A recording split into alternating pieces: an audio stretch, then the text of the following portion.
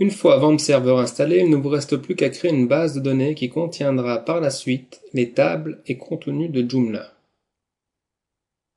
Si tout s'est bien passé lors de l'installation de VAMP Server, en rentrant localhost dans un navigateur, vous devriez voir s'afficher cette page. Celle-ci contient des informations telles que la version d'Apache, la version de PHP, les extensions chargées, ainsi que la version de MySQL. Nous allons utiliser maintenant un outil de gestion de base de données qui s'appelle phpMyAdmin, que vous retrouvez ici. Pour lancer cette application, soit vous cliquez sur ce lien, soit vous cliquez sur l'icône VAMP Server, puis phpMyAdmin.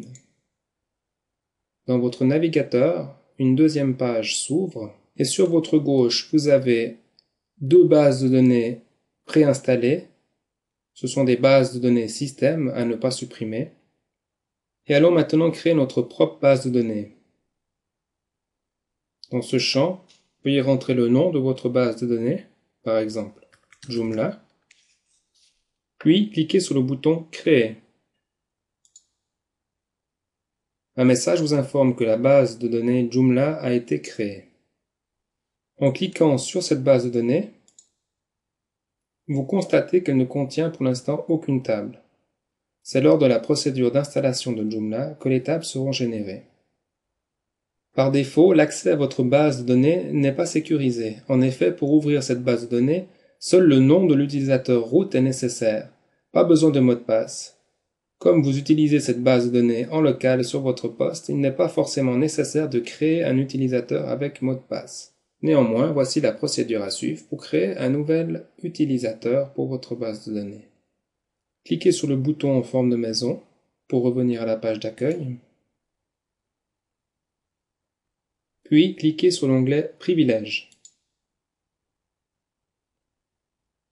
Cette page vous liste les utilisateurs définis dans le système de base de données et comme vous pouvez le constater, il n'y a que l'utilisateur root qui est défini. La colonne mot de passe vous informe que cet utilisateur n'a pas de mot de passe. Soit vous lui attribuez un nouveau mot de passe, soit vous créez un nouvel utilisateur. Nous allons ajouter un nouvel utilisateur en cliquant sur le lien Ajouter un utilisateur. Je rentre le nom de l'utilisateur,